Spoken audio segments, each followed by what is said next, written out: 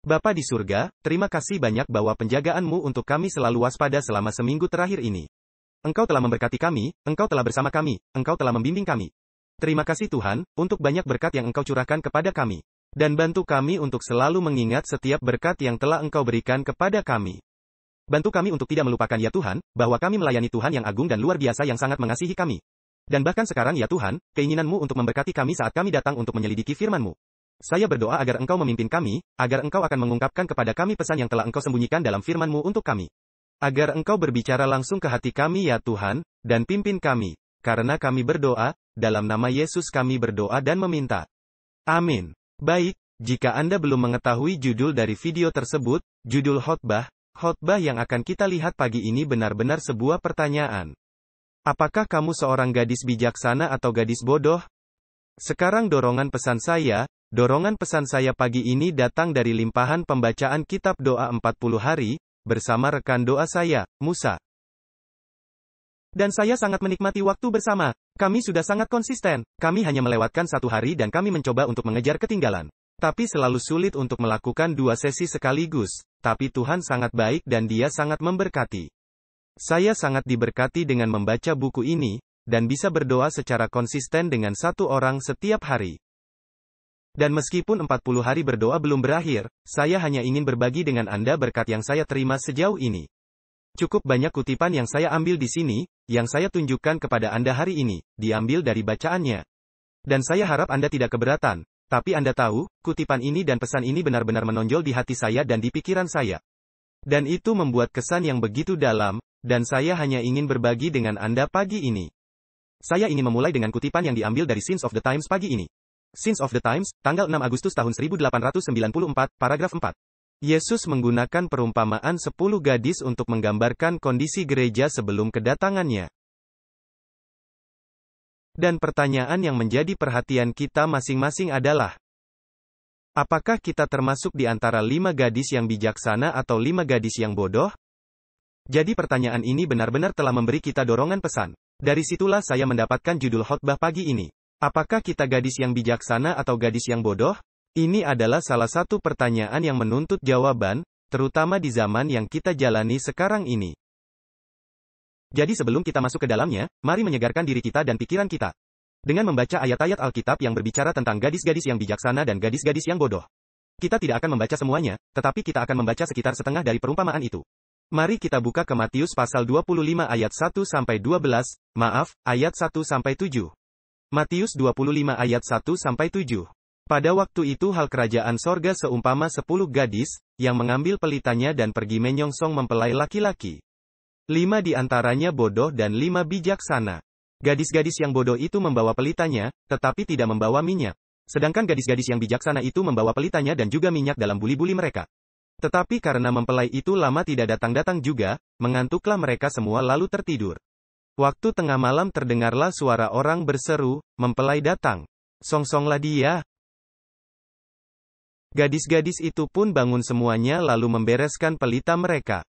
Jadi hanya untuk rekap singkat, di sana kita melihat 10 gadis, 5 bijaksana, 5 bodoh.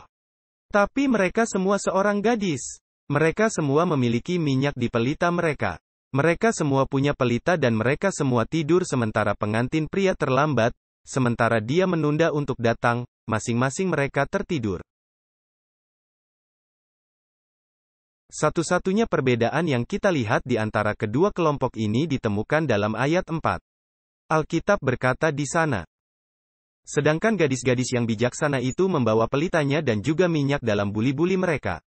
Jadi bejana itu terpisah dari pelita, bejana itu mungkin adalah bejana yang lunak pada masa itu, bukan guci yang keras, mereka tidak berjalan-jalan dengan guci. Pelitanya sudah sulit untuk dibawa kemana-mana, tapi bejana itu mungkin adalah bejana kecil yang lunak sehingga mereka bisa menyimpan minyak ekstra jika habis. Jadi perbedaan antara gadis yang bijaksana dan yang bodoh adalah, gadis yang bijaksana mengambil lebih banyak minyak, dan yang bodoh tidak mengambil lebih banyak minyak. Tetapi pada saat penantian pada saat itu, semua pelita mereka dipangkas dan mereka semua menyala. Jadi mereka semua menunggu dengan penuh harap kepada mempelai laki-laki yang akan datang, tetapi dia tidak pernah datang. Dan pada saat mereka tertidur, semua pelita mereka padam. Jadi untuk menyalakannya lagi, gadis bijak perlu menggunakan minyak ekstra dari tas mereka atau apa yang kita sebut di sini, buli-buli, bukan?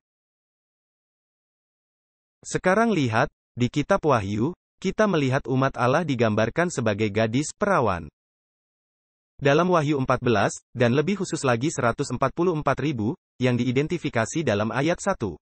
Tetapi dalam ayat 4, dikatakan bahwa 144.000 ini adalah mereka adalah orang-orang yang tidak mencemarkan dirinya dengan perempuan-perempuan. Karena mereka murni sama seperti perawan. Mereka adalah orang-orang yang mengikuti anak domba itu kemana saja ia pergi. Mereka ditebus dari antara manusia sebagai korban-korban sulung bagi Allah dan bagi anak domba itu.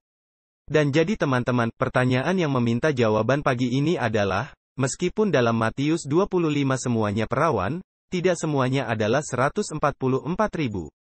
Karena di akhir Matius 25, mereka yang tidak boleh masuk karena mereka harus membeli minyak tambahan, mereka terlambat, mereka pergi keluar kegelapan. Jadi pertanyaannya adalah, gadis yang mana kita pagi ini? Dan yang lebih penting dari itu, karena ciri khas antara kedua kelompok ini adalah yang satu memiliki minyak ekstra dan yang lainnya tidak. Sekarang kita sudah tahu bahwa minyak dalam Alkitab mewakili Roh Kudus. Jadi ketika kita bertanya, apa artinya memiliki minyak ekstra? Apa artinya memiliki bagian ekstra dari Roh Kudus? Maksud saya, bagaimana kita tampaknya dapat menyimpan sebagian ekstra dari Roh Kudus? Bagaimana mereka melakukan itu? Maksud saya, jika kita bisa melakukan itu, mengapa kita semua tidak melakukannya sekarang saja? Bekerja keras untuk mendapatkan porsi ekstra dari Roh Kudus, bukan? Jadi kita tidak perlu khawatir lagi agar ketika Yesus datang, kita sudah siap. Jadi kita ingin mengetahui hal ini karena tampaknya tidak praktis untuk memiliki bagian ekstra dari Roh Kudus. Namun, apa artinya? Bagaimana kita mendapatkan ekstra? Bagaimana kita menyimpannya di dalam botol, di dalam bejana, benar? Jadi inilah sebenarnya tujuan dari pembelajaran kita pagi ini, dan saya ingin membawa Anda melalui beberapa kutipan dengan saya, saat kita mempelajari ini. Baiklah, mari kita pergi ke kutipan pertama kita di sini, Review and Herald, tanggal 19 Agustus tahun 1890. Nama, gadis-gadis bodoh, mewakili karakter mereka yang tidak memiliki pekerjaan hati yang tulus yang dilakukan oleh Roh Allah. Kedatangan Kristus tidak mengubah gadis-gadis yang bodoh menjadi gadis-gadis yang bijaksana. Dan lihat ini adalah bagian yang membuka mata saya, ini ada dalam bacaan kami. Keadaan gereja yang diwakili oleh gadis-gadis bodoh, juga disebut sebagai keadaan Laodikia. Jadi lihat, gadis-gadis bodoh adalah mereka yang berada di keadaan Laodikia. Mereka celaka, sengsara, miskin, buta, dan telanjang. Dan kutipannya mengatakan bahwa mereka tidak memiliki pekerjaan hati yang tulus yang dikerjakan oleh Roh Tuhan. Mereka tidak memiliki pekerjaan hati yang tulus. Dan itulah mengapa dalam Wahyu 3 ayat 20, Yesus terlihat mengetuk pintu hati mereka. Dia ingin masuk. Dia ingin makan bersama mereka dan mereka bersamanya. Jadi pentingnya kerja hati yang tulus di sini, pekerjaan hati diuraikan dengan sangat jelas. Ini adalah masalah hati. Itu bukan sesuatu di luar, meskipun kita dapat memahami secara eksternal seperti apa hati kita secara internal, dengan melihat tindakan itu, masalahnya adalah hati. Mari kita lanjutkan. Kerinduan segala zaman, halaman 668, paragraf 3. Semua penurutan sejati berasal dari mana? Dari dalam hati. Itulah pekerjaan hati bersama Kristus. Dan kalau kita setuju, ia akan menyamakan dirinya dengan pikiran dan tujuan kita, menyatu padukan hati dan pikiran kita menjadi sesuai dengan kehendaknya. Sehingga bila menurut dia, berarti kita melaksanakan dorongan hati kita sendiri. Dan saya ingin berhenti sejenak di sini karena Anda lihat, terkadang kita merasa seperti, penurutan itu sulit sekali, itu sangat sulit. Dan alasannya adalah karena hati tidak berubah. Tetapi kita diberitahu dalam kerinduan segala zaman, bahwa ketika kita menurut, ketika hati kita diubah, kita hanya akan melakukan dorongan hati kita sendiri, seperti itulah kita. Kemauan, yang dihaluskan dan disucikan, merupakan kesukaan yang paling tinggi dalam melakukan pekerjaannya. Bila kita mengenal Allah karena kita mendapat hak istimewa untuk mengenal Dia, kehidupan kita menjadi apa? Kehidupan yang suka menurut. Oleh menghargai tabiat Kristus, oleh hubungan dengan Allah, dosa akan menjadi suatu kebencian bagi kita. Wow, Sungguh transformasi yang luar biasa yang mungkin sebagian dari kita mengalami kesulitan untuk memahaminya. Tetapi kita diberitahu di sini bahwa ketika pekerjaan hati ini dilakukan dalam hidup kita, kita akan menjalani hidup dengan ketaatan yang terus-menerus. Dan itu terdengar seperti panggilan yang tinggi, sesuatu yang harus kita perjuangkan, daripada bagaimana kita seharusnya. Anda lihat, itu adalah situasi hati, ketaatan terus-menerus, itu teman-temanku adalah kemenangan atas dosa. Tapi bagaimana itu terjadi? Ellen White memberitahu kita, kita harus mengenalnya. Kita harus mengenalnya. Bagaimana? Melalui penghayatan karakter Kristus, dan melalui persekutuan dengan Tuhan. Anda tahu teman-teman, saya ingin mengingatkan Anda bahwa gereja Laodikia memang seperti itu adalah gereja, mereka ada di gereja. Mereka bukan dari agama lain atau keyakinan yang berbeda. Dan jika saya bisa membuatnya sedikit lebih jelas, mereka adalah orang Advent hari ke-7. Jangan melihat gereja lain dari denominasi lain dan berpikir, oh, mereka gereja Laodikia, kita baik-baik saja. Mari kita lihat secara ketat gereja kita sendiri, gereja yang kita hadiri. Kita juga bagian dari keadaan gereja Laodikia. Jadi pertanyaan yang harus saya tanyakan lebih adalah, apakah Anda pergi ke gereja atau kita berpartisipasi di gereja? Tetapi pertanyaannya sebenarnya adalah, apa dorongan dan tujuan Anda pergi ke gereja dan melakukan semua yang Anda lakukan ketika Anda pergi ke gereja? Karena Anda lihat, gereja Laodikia ada di dalam gereja, tetapi mereka hilang. Mereka pergi ke gereja, tetapi mereka tidak memiliki persekutuan dengan Kristus. Mengapa? Karena kita melewatkan ini. Manuskrip Releases volume 2, halaman 30, paragraf 1. Tidak ada apapun kecuali baptisan Roh Kudus yang dapat membawa gereja ke posisi yang benar. Dan mempersiapkan umat Allah untuk konflik yang mendekat dengan cepat. Teman-teman, bagaimana menjadi di gereja dan diselamatkan? Bagaimana menjadi gadis yang bijaksana, dan bukan yang bodoh?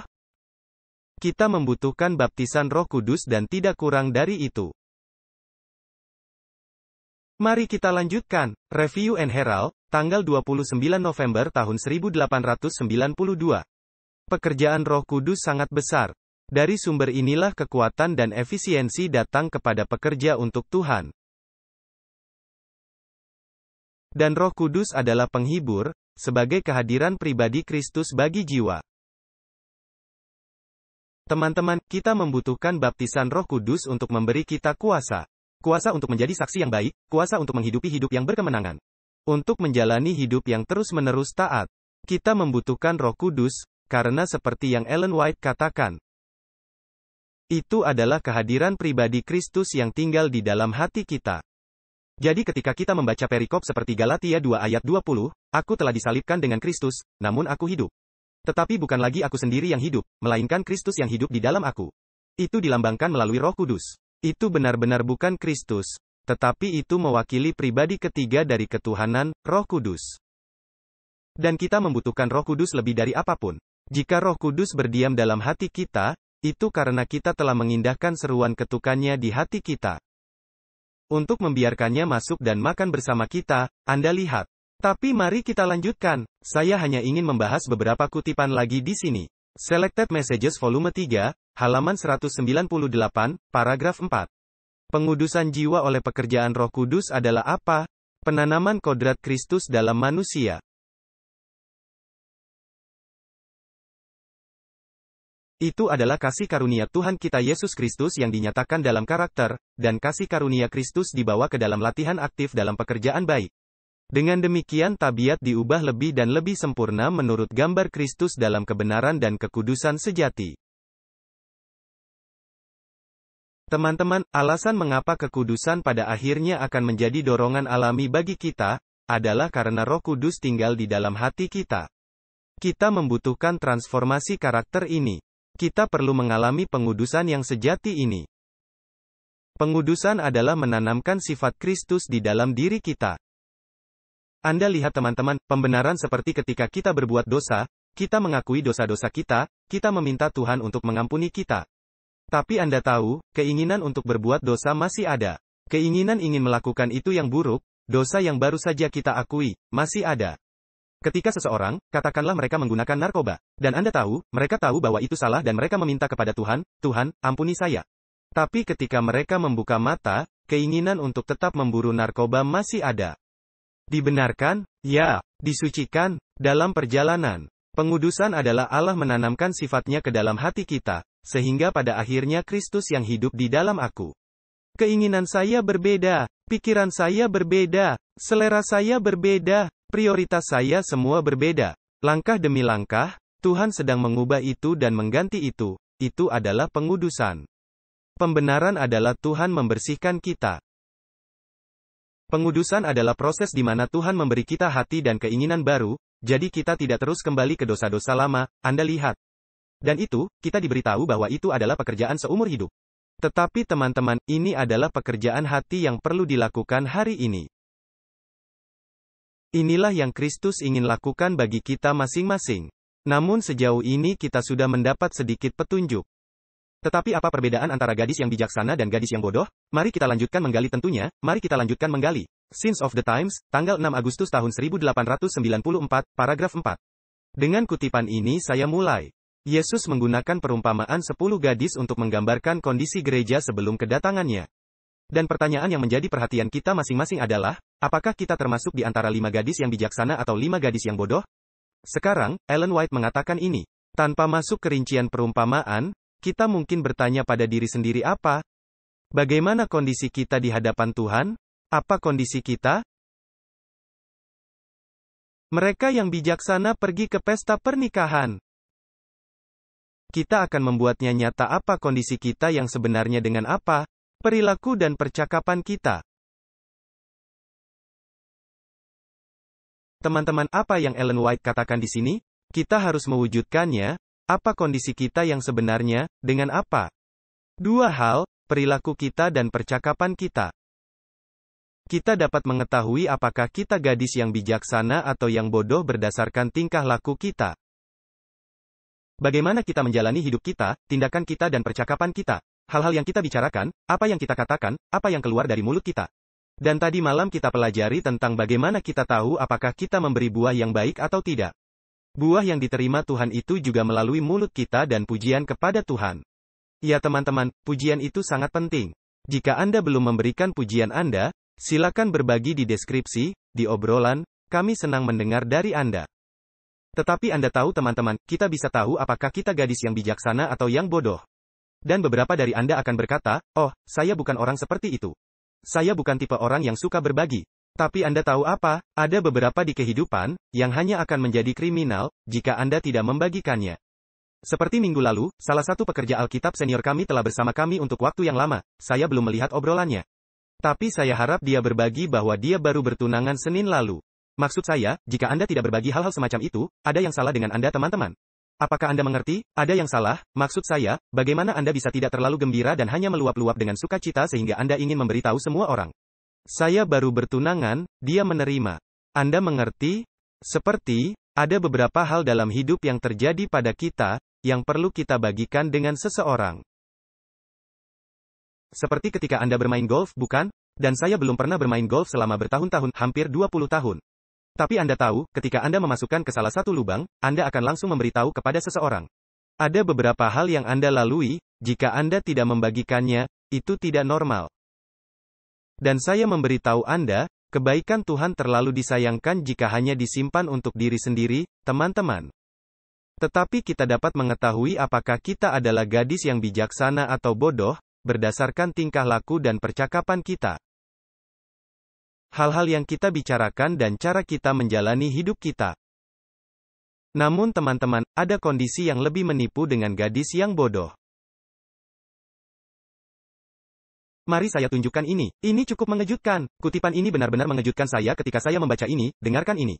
Christ Object Lessons, halaman 411, paragraf 1. Lihat apa yang Ellen White katakan mengenai gadis yang bodoh. Kelas yang diwakili oleh gadis-gadis bodoh bukanlah apa? Bukanlah orang-orang munafik.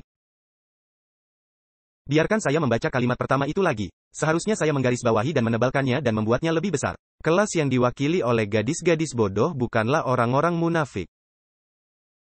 Mereka menghargai kebenaran, mereka mendukung kebenaran, mereka tertarik pada mereka yang percaya kebenaran. Tetapi mereka belum menyerahkan diri kepada pekerjaan Roh Kudus. Kelas yang diwakili oleh gadis-gadis bodoh telah puas dengan pekerjaan yang dangkal.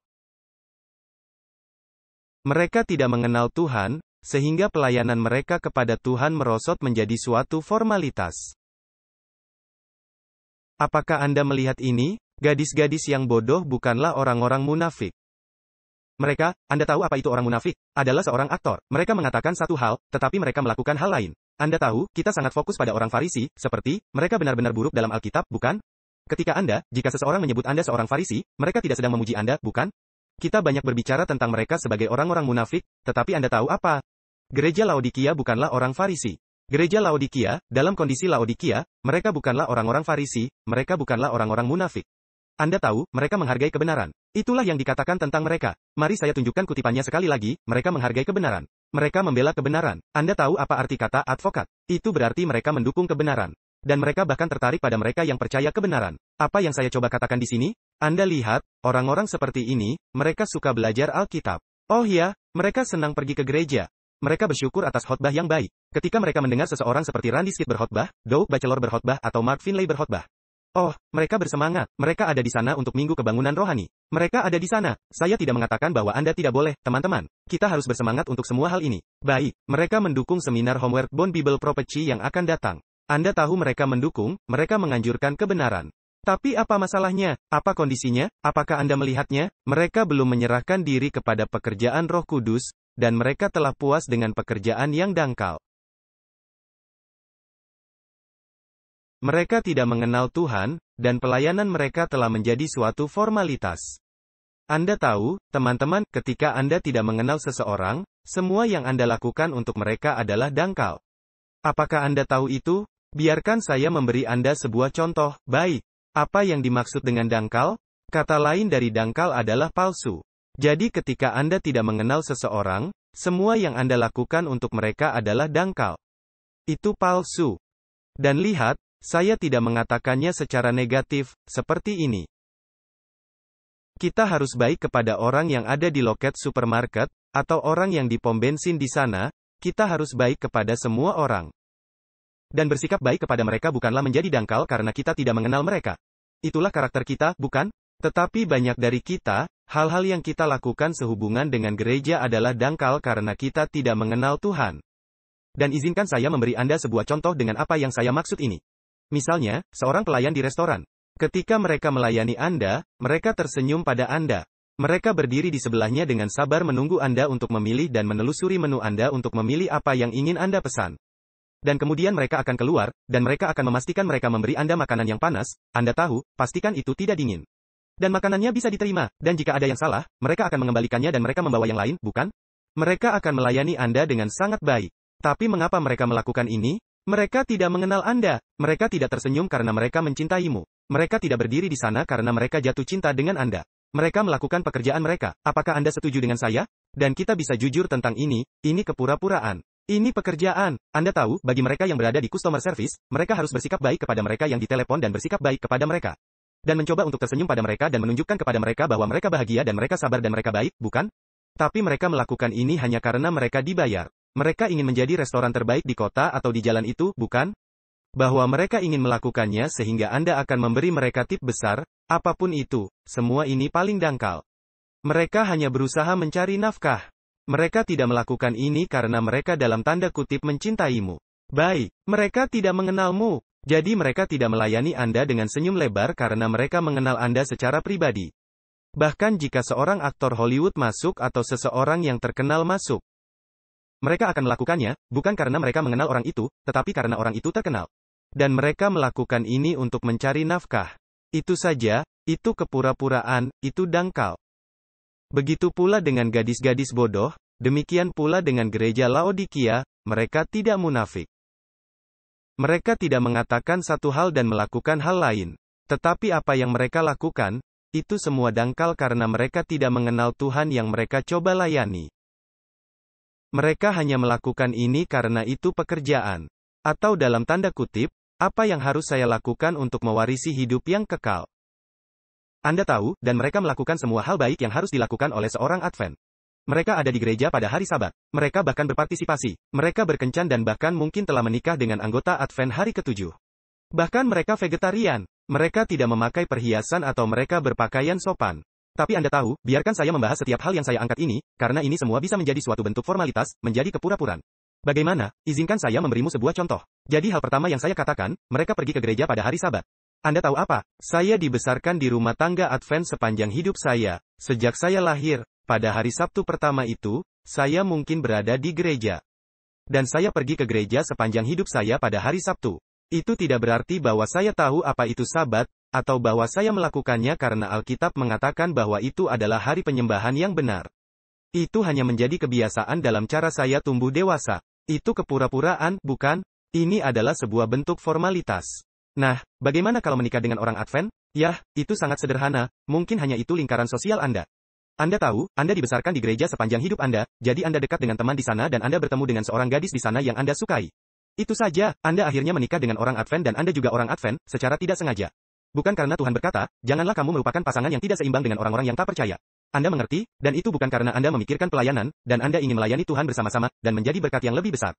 Tidak teman-teman, kita kadang-kadang hanya menikah dengan orang Advent, saya juga orang Advent, karena itulah lingkaran sosial saya. Dan itu saja, bagaimana dengan menjadi vegetarian? Nah, beberapa orang tumbuh seperti itu, seperti anak-anak saya, bukan? Mereka contoh terbaik, mereka tumbuh menjadi vegetarian. Mereka belum pernah mencicipi daging sebelumnya. Dan meskipun, Anda mungkin sudah mencoba daging, tapi itu membuat Anda sakit, jadi Anda tidak ingin memakannya, bukan? Anda mungkin hanya alergi daging, bukan karena Anda memahami pekabaran kesehatan atau Anda tahu, bahwa Anda peduli dengan tubuh Anda sebagai bait Tuhan. Saya bertemu seseorang yang bahkan tidak bisa makan McDonald's atau makanan cepat saji. Mereka akan keluar dengan gatal-gatal atau jerawat atau semacam alergi. Jadi, Anda tahu, menjadi vegetarian, tidak selalu menjadi alasan karena saya mengikuti Yesus, atau saya tahu dari Alkitab mengenai pekabaran kesehatan. Hal-hal ini bisa menjadi kepura-puraan. Ini bisa berubah menjadi suatu bentuk formalitas, bahkan cara kita berpakaian. Mungkin Anda tumbuh dengan ibu dan ayah yang baik yang mengajari Anda bahwa Anda harus sopan. Jadi Anda mengenakan pakaian panjang yang bagus, yang menutupi Anda, dan tidak ada baju spaghetti straps, tanpa lengan, dan tidak ada bra yang terlihat melalui kaos Anda. Dan semua itu, tidak terlalu ketat, dan Anda tahu, ini semua bisa menjadi kepura-puraan. Kita telah bertemu dengan semua jenis orang ini, yang bahkan tidak dalam denominasi kita, yang bahkan tidak di gereja. Umat Muslim, mereka sopan. Saya telah melihat orang-orang yang vegetarian, yang bahkan bukan Kristen, bukan? Bahkan salah satu teman baru kami yang kami temui baru-baru ini, Jack, dia adalah seorang vegetarian sebelum dia tahu tentang Yesus. Jadi semua hal yang kita lakukan ini bisa menjadi kepura-puraan. Apa garis pemisah antara semua ini? Apakah Anda mengenal Yesus?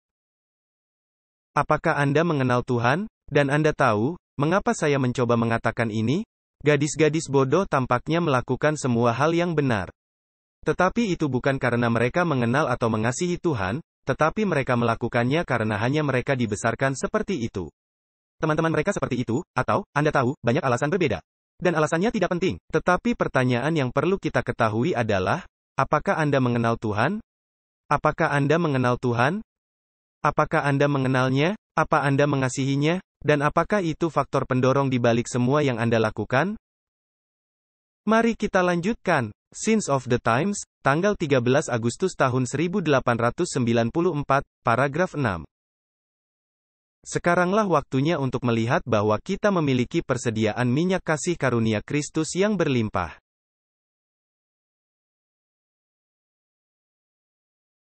Kebijaksanaan gadis-gadis yang bijaksana dalam menyediakan minyak bagi diri mereka sendirilah yang membuat perbedaan antara nasib mereka dan nasib gadis-gadis bodoh yang telah lalai menyimpan minyak di dalam bejana-bejana mereka dengan pelita mereka. Jadi kita sudah tahu itu, bukan? Persediaan ekstra berlimpah minyak Roh Kudus di bejana kita. Di kitab suci, minyak digunakan sebagai simbol Roh Kudus. Sekarang lihat ini, gadis-gadis yang bijaksana adalah mereka yang memiliki iman dan kasih dan kesabaran, yang pengalamannya hari demi hari dipelihara oleh Roh Kudus. Jadi ya, mereka memiliki pengalaman kasih, iman dan kesabaran, bukan? Tetapi dikatakan bahwa pengalaman mereka adalah apa? Adalah pengalaman sehari-hari, dan dipelihara setiap hari oleh Roh Kudus.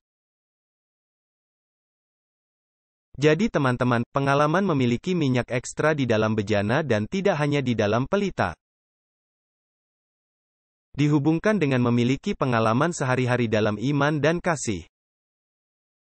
Seberapa sering? Setiap hari. Saya ingin Anda mengingat hal ini, bahwa kata "setiap hari" atau "hari demi hari" adalah sangat penting. Mari kita lanjutkan. Dan saya memecah ini adalah paragraf yang sama. Jadi ketika saya membuka halaman berikutnya, Anda lihat.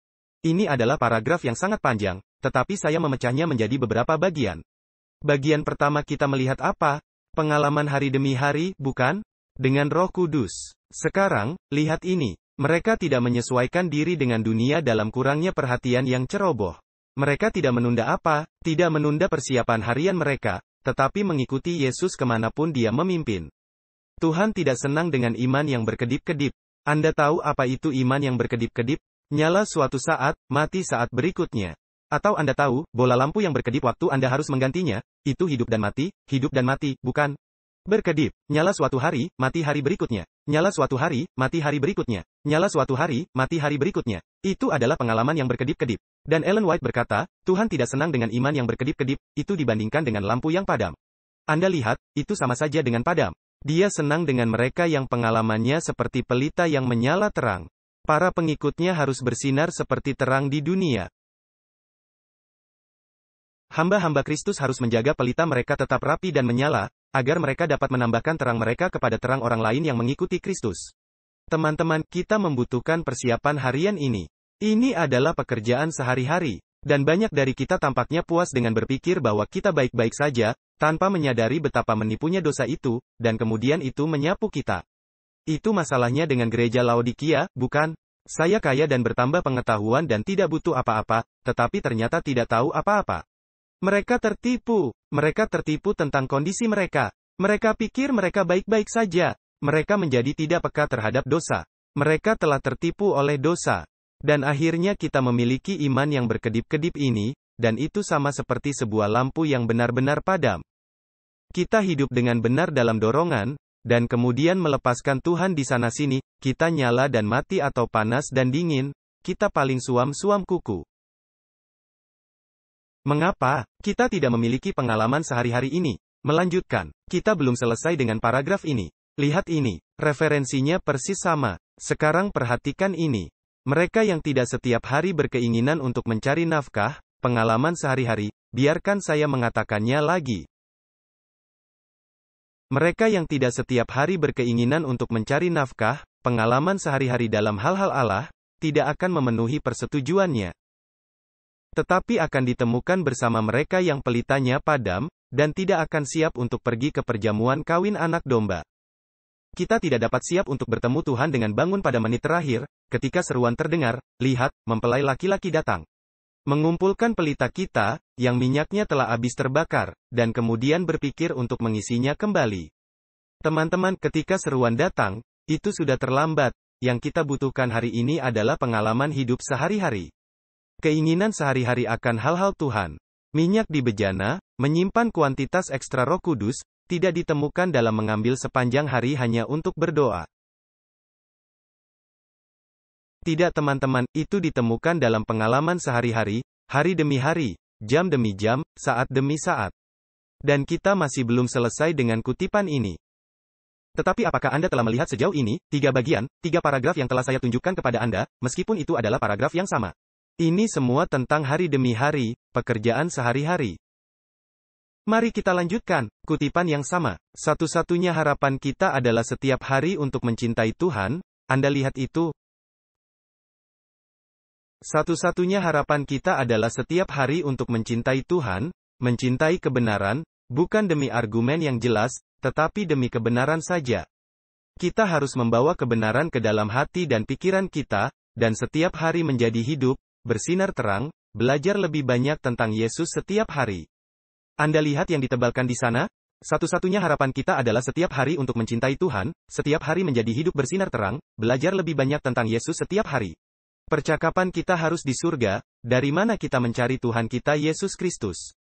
Kita harus berbicara banyak tentang kedatangannya, maka kita akan terus-menerus menerima rahmat yang datang dari atas, dari sumber segala kekuatan spiritual. Wow, kita membutuhkan pengalaman ini teman-teman, lebih dari sebelumnya. Kita membutuhkan kasih Tuhan setiap hari. Kita membutuhkan kasih kebenaran setiap hari.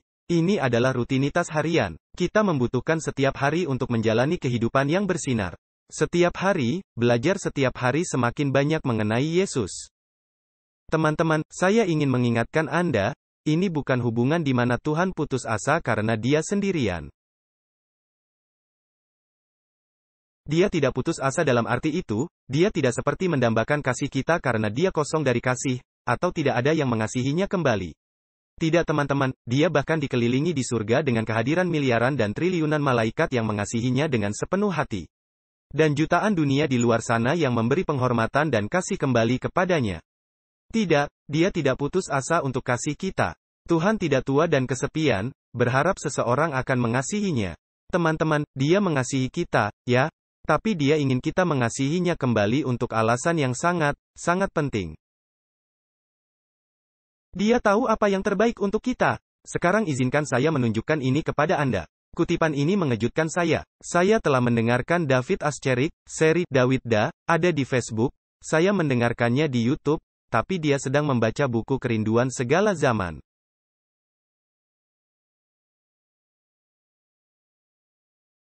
Dan kutipan ini sangat mengejutkan saya sehingga saya tidak bisa melepaskannya. Saya harus memasukkannya ke dalam khotbah entah bagaimana.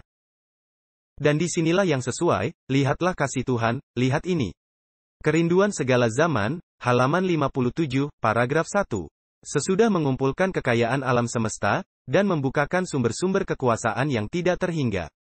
Diserahkannya semuanya ini ke tangan Kristus, seraya bersabda, semuanya ini adalah untuk manusia. Gunakanlah segala karunia ini untuk menginsafkan manusia itu bahwa tidak ada kasih yang lebih besar daripada kasihku di dunia atau di surga. Dan lihat apa yang dia tulis di sini. Kebahagiaannya yang terbesar, kebahagiaan manusia yang terbesar akan terdapat dalam apa? Dalam mengasihi aku. Biarkan saya mengatakan itu lagi. Lihat, Tuhan, Dia memberi kita semua berkat ini. Dia memberi kita alam dan dunia dan semua hal ini sehingga Dia bisa membujuk kita. Anda tahu, ada orang yang tahu bagaimana merayu seorang gadis dan mengejar seorang gadis, menjadi kekasih. Lihat lagu Salomo, itulah Yesus Kristus. Dan saya katakan padamu, Dia adalah seseorang yang mengejar kita tanpa henti. Dia memberi kita semua berkat bumi dan surga agar kita bisa mengasihinya. Dan Dia mengatakan apa? Kebahagiaan terbesarnya akan ditemukan dalam mengasihiku. Teman-teman, apakah Anda ingin menjadi orang paling bahagia di dunia? Apakah Anda ingin tahu apa artinya memiliki kesenangan dan kegembiraan selama-lamanya? Di tangan kanan Anda dan di tangan kiri Anda? Untuk memiliki rasa syukur dan sukacita ini, yang terpancar dari Anda sepanjang waktu. Itu ditemukan dalam mengasihi Kristus, Dia tahu apa yang terbaik untuk kita. Dia tahu bagaimana memberi kita kebahagiaan terbesar. Bukan kekayaan, bukan hubungan, bukan promosi, bukan obat-obatan, bukan bepergian keliling dunia, bukanlah sesuatu yang kita pikir dalam pikiran manusia akan membuat kita bahagia. Itu ditemukan dalam mengasihi Tuhan.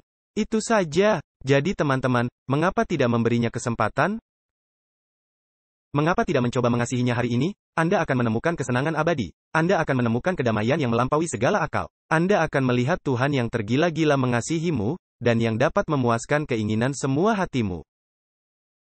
Kebahagiaan terbesar kita, bukan sukacita. Anda tahu, kita selalu berbicara tentang kebahagiaan. Itu bukan salah satu buah roh, yaitu sukacita. Tetapi kebahagiaan, tidak tahukah Anda? Tetapi kebahagiaan manusia juga ditemukan dalam mengasihi Tuhan kembali.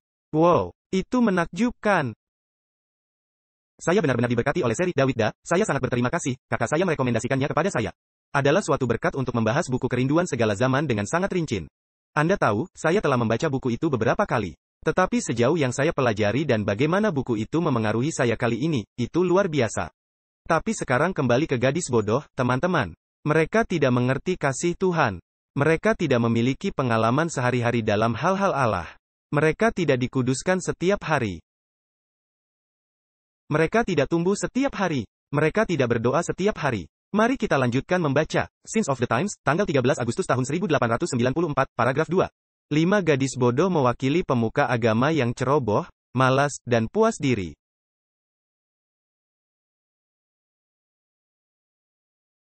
Mereka percaya pada perasaan, dan lalai menyelidiki kitab suci. Mungkin lalai setiap hari, mereka tidak menyelidiki kitab suci setiap hari. Mereka puas berjalan dalam kemegahan rohani mereka sendiri. Mereka ceroboh, mereka tidak memiliki minyak kasih karunia di bejana mereka dengan pelita mereka. Mereka menghargai dosa-dosa yang tersembunyi, yang tidak dapat dilihat oleh mata manusia. Dan mereka tahu, dan saya membubuhkan ini dalam huruf tebal, saya telah menyorot dengan warna yang berbeda, saya membuatnya lebih besar, karena mengapa? Gereja Laodikia tahu, mereka tahu kita bisa tahu. Dan kita tahu saat ini, dimanapun Anda berada, apapun yang Anda lakukan, saat Anda mendengarkan khotbah. Anda dapat mengetahui apakah Anda murni atau tidak, apakah Anda tanpa noda atau tidak. Dan harus rajin mencari Tuhan, agar mereka dapat membersihkan diri dari segala kekotoran daging dan roh, menyempurnakan kekudusan di hadapan Tuhan. Teman-teman, apa yang saya coba katakan di sini? Kita dapat mengetahui apakah kita gadis bodoh atau tidak.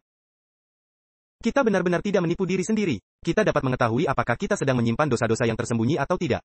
Kita dapat mengetahui apakah kita bersembunyi dari bahkan istri kita, atau anak-anak kita, atau pasangan kita, atau pacar, siapapun itu. Orang-orang ini tahu bahwa mereka adalah apa? Mereka adalah orang-orang yang menghargai dosa-dosa yang tersembunyi, yang tidak dapat dilihat oleh mata manusia. Mereka tahu bahwa mereka tidak murni. Teman-teman, pada akhirnya kita semua sengsara. Kita tidak memiliki sukacita dan kebahagiaan yang hanya dapat diberikan oleh Tuhan kepada kita. Apa yang perlu menjadi pengalaman kita hari ini teman-teman? Jika kita ingin menyimpan minyak ekstra di dalam bejana, bukan di pelita dan tetap menyala, tetapi di dalam bejana juga. Di kantong kita dan cadangan ekstra. Carilah dulu kerajaan Allah dan kebenarannya, seberapa sering? Setiap hari. Kita membutuhkan pengalaman itu dalam firman-Nya dan dalam doa, berdoa memohon pencurahan Roh Kudus dalam hidup kita, agar kita dapat dibersihkan dari segala kekotoran daging dan kesucian yang sempurna di hadapan Tuhan. Teman-teman, apa yang diperlukan untuk membuat umat Tuhan bangun hari ini? Sadar akan kebutuhan kita yang besar, untuk mempersiapkan dan menyimpan minyak ekstra itu, Roh Kudus. Apa yang diperlukan agar mata kita terbuka terhadap keseriusan zaman yang kita jalani? Apa yang harus Tuhan lakukan untuk menjauhkan kita dari tidur rohani kita? Teman-teman, saya ingin mendorong Anda untuk terus berdoa, untuk terus berjalan dengan Tuhan. Saya tidak bisa cukup menekankannya karena mengapa? Banyak dari kita tidak cukup mengalami. Kita membutuhkan pengalaman sehari-hari, pengabdian sehari-hari. Setiap hari kita bangun, pertempuran itu nyata. Kita harus menghabiskan waktu bersama Tuhan. Kita harus menyangkal diri kita sendiri dan menyingkirkan daging. Kita harus membunuh manusia lama yang berdosa itu. Kita harus membiarkan Tuhan melakukan pekerjaan yang perlu Dia kerjakan di dalam kita untuk mempersiapkan kita menghadapi krisis yang akan datang. Berita memberitahu kita, alam memberitahu kita, ekonomi memberitahu kita, bahwa kita berada di ambang krisis yang luar biasa. Dan kita membutuhkan pengalaman yang sekarang tidak kita miliki. Dan banyak dari kita yang terlalu malas untuk mendapatkannya. Teman-teman, mungkin sebagian dari Anda sudah berdoa dan sudah lama berdoa, dan merasa Tuhan belum menjawab doa kita. Dan mungkin Anda merasa itu tidak akan kemana-mana. Dan mungkin Anda berada pada titik di mana Anda berpikir, apa gunanya, bukan? Tapi saya ingin menguatkan Anda teman-teman. 2 Timotius 3 ayat 13, dan kamu, saudara-saudara, janganlah jemu-jemu berbuat apa yang baik. Jangan bosan dengan melakukan hal-hal yang kita tahu itu baik dan benar. Meskipun penginjilan kita kelihatannya tidak sesuai dengan yang kita inginkan. Mengapa gereja kita tidak meledak dengan berdoa? Anda tahu, banyak dari kita hanya berpikir ada sesuatu yang salah. Tapi teman-teman, saya ingin mendorong Anda untuk melanjutkan. Dan tidak membiarkan siapapun mengecewakan Anda seperti Anda melakukan sesuatu yang salah jika Anda berdoa. Mengapa? Izinkan saya menunjukkan ini kepada Anda, manuskrip Releases volume 1. Ini diambil dari bacaan doa 40 hari kita. Lihat ini. Halaman 180, paragraf 2. Ini manuskrip Releases halaman 180, paragraf 2. Ketika pekabaran malaikat ketiga akan keluar dengan suara nyaring, seluruh bumi akan diterangi dengan kemuliaannya, Roh Kudus dicurahkan ke atas umatnya. Lihat ini. Pendapatan kemuliaan, bukankah itu luar biasa? Saya suka bagaimana Ellen White menggunakan kata-kata itu. Pendapatan kemuliaan telah terakumulasi untuk pekerjaan penutup pekabaran malaikat ketiga ini. Telah terakumulasi. Doa-doa yang telah naik untuk pemenuhan janji, turunnya Roh Kudus, tidak ada yang hilang. Teman-teman, dalam 40 hari terakhir ini seperti yang Anda doakan, atau 20 hari terakhir ini sejauh ini, Anda telah berdoa untuk pencurahan Roh Kudus. Dan Anda merasa belum menerimanya. Anda merasa seperti tidak banyak yang belum berubah. Anda tahu, Anda melihat Tuhan bekerja di sana-sini di daerah, saya mendengar pujian. Saya sudah melihatnya sendiri di minggu pertama. Kita mulai berdoa, tetapi sepertinya Tuhan, Engkau belum mencurahkan hujan akhir-Mu. Jangan kehilangan harapan. Ellen White mengatakan, doa-doa yang telah naik untuk pemenuhan janji, turunnya Roh Kudus, tidak ada yang hilang. Tuhan telah setia, Dia mendengar, dan lihat ini. Setiap doa telah terakumulasi, Anda lihat itu? Dia mengatakan dalam kalimat sebelumnya, pendapatan kemuliaan, tepat di tengah sana. Terakumulasi untuk pekerjaan ini. Dan kemudian Ellen White mengatakan, setiap doa telah terakumulasi. Siap untuk meluap dan mencurahkan banjir penyembuhan dari pengaruh surgawi dan akumulasi cahaya di seluruh dunia. Teman-teman, setiap doa yang kita panjatkan hari ini, tidak ada yang sia-sia. Itu belum hilang. Puji Tuhan, itu telah terakumulasi. Meskipun mungkin belum terjawab, itu tidak hilang. Jadi teman-teman, apa yang Anda lakukan hari ini? Apakah Anda mengumpulkan Roh Kudus? Apakah Anda mengumpulkannya ke dalam bejana? Saat Anda berdoa, Tuhan mendengar doa itu. Meskipun Dia mungkin tidak langsung menjawabnya, Dia meletakkannya di samping, siap untuk dijawab, pada hari tertentu. Dan saat semua umat Tuhan berdoa, dan kita berdoa dan itu terakumulasi menjadi semakin penuh dan semakin penuh dan semakin penuh. Meskipun terkadang kita mungkin tertidur seperti gadis-gadis yang bijaksana, kita masih terus berdoa, kita masih terus datang kembali. Kita masih terus berusaha dengan Tuhan dalam hubungan kita. Kita masih tidak terus meminta kepada Tuhan, ya Tuhan tolong kami. Kita masih terus berdoa memohon pencurahan Roh Kudus. Dan saat kita berdoa, doa-doa itu terakumulasi. Kita sedang mengisi bejana kita. Apakah Anda melihat itu? Tapi bagaimana kita melakukannya? Pengalaman harian, setiap hari berjalan dengan Yesus, berserah setiap hari. Penyucian setiap hari dalam firman-Nya. Setiap hari, saat demi saat, jam demi jam, hari demi hari. Saat kita berdoa, saat kita menghabiskan waktu bersama Kristus, saat kita memperdalam hubungan kita. Saat kita melihat ke masa depan dan kita melihat dan kita menunggu dan kita berdoa, kita mengumpulkan Roh Kudus untuk masa depan. Dan kita tidak tahu kapan doa-doa itu akan dikabulkan. Kita tidak tahu, tapi saya tahu itu dekat. Tetapi teman-teman, kita harus mengumpulkan hari ini. Terlalu banyak dari kita terfokus pada mengumpulkan kekayaan di bumi ini. Dan kita tidak punya waktu untuk menimbun harta di surga. Dan kita tidak punya waktu untuk menyimpan minyak ekstra di bejana kita. Tetapi teman-teman, apakah yang dibutuhkan supaya kita berdoa? Mengapa begitu sulit bagi kita untuk berjalan bersama Yesus setiap hari?